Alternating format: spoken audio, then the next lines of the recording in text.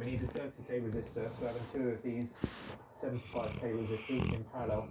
How does that work, Chris? So two resistors in parallel end up being half the resistance because the electrons go through half of the resistor at a time. And then we're just trying to find as well around 17 ohms. So there's another collection of resistors that I've got. So why are we going 30k ohms and 16k ohms? So that's expecting the car to be on those pins to ground.